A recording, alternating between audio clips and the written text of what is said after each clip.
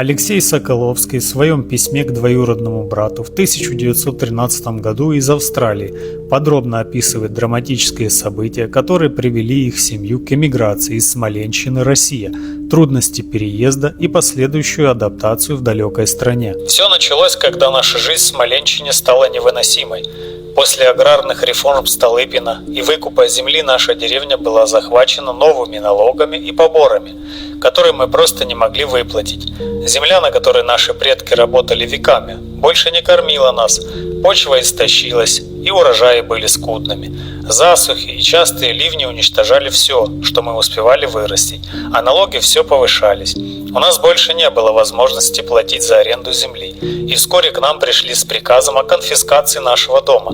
Моя жена Татьяна со слезами на глазах собирала вещи, а я понимала, что мы не можем оставаться в такой ситуации. Семья Соколовских, как многие крестьяне в Российской империи начала XX века, столкнулась с волной экономических трудностей, земельной бедности и аграрного кризиса, что подтолкнуло их к мысли об эмиграции. Алексей рассказывает о долгом пути через Европу в Австралию, который оказался для них настоящим испытанием. Слышали мы, что многие русские уезжали в Америку или Канаду, но судьба свела нас с одним торговцем, который рассказал нам о возможностях в Австралии.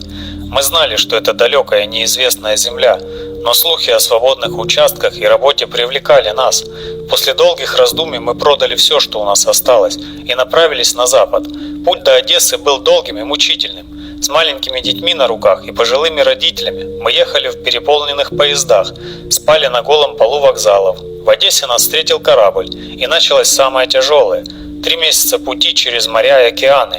Моя старшая дочь Анна заболела на 2-й неделе плавания, и я боялся, что она не доживет до новой земли. Но Господь смилостивился, и она выздоровела. После тяжелого путешествия их ждала новая страна, полная как надежд, так и страхов. Когда мы прибыли в Сидней, я не мог поверить своим глазам. Все было таким чужим: жаркий климат, высокие здания, язык, которого мы не знали. Местные жители смотрели на нас с интересом, но не всегда с добром. Нас сразу направили в сельскую местность, где нам предстояло работать на плантациях. Сначала условия были ужасными. Хижины, которые предоставили для проживания, были маленькими, грязными и кишели насекомыми. Моя жена боялась выйти на улицу, потому что вокруг было полно странных животных и звуков, к которым мы не привыкли. Первые годы в Австралии оказались самыми трудными. Алексей и Татьяна боролись не только с непривычным климатом, но и с языковыми и культурными барьерами. Язык оказался нашей главной преградой. Мы не понимали ни слова по-английски, и это делало жизнь невероятно сложной. Местные жители не особо хотели нам помогать, а власти требовали выполнения жестких норм работы на плантациях. Мы трудились с утра до ночи, выращивая сахарный тростник, и все равно едва сводили концы с концами. Моим рукам не было спасения от этих тяжелых работ, а Татьяна потеряла столько сил, что я боялся, что она заболеет. Однако через несколько лет семья Соколовских начала находить свое место в Австралии. Алексей упоминает, как постепенно они начали обживаться на новой земле. Со временем мы стали учить язык. Дети ходили в местную школу, где быстро освоились и начали помогать нам переводить. Благодаря им я смог найти работу на мельнице. А Татьяна начала заниматься домашними делами для местных фермеров. Мы нашли немного земли, чтобы выращивать овощи для себя, и это помогло нам выжить.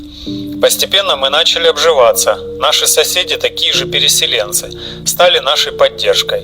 Русская община в Австралии была небольшой, но крепкой, и мы держались друг друга. Несмотря на постепенное улучшение условий жизни, тоска по родине оставалась сильной. Мы часто говорим с Татьяной о нашей родной Смоленщине. Вечерами, когда дети уже спят, мы сидим у костра и вспоминаем наши зеленые леса и холодные зимы. Здесь в Австралии все по-другому. Жарко, воздух тяжелый, и нам не хватает тех простых вещей, что были на родине.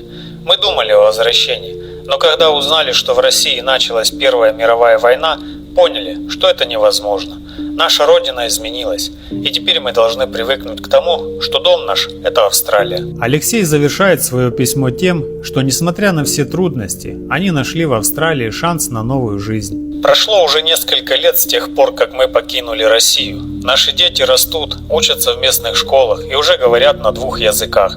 Мы все еще скучаем по родной земле, но понимаем, что здесь, в Австралии, у нас появилась надежда на лучшее будущее. Мы строим свой дом, работаем на своей земле и верим, что однажды наши дети будут жить лучше, чем мы.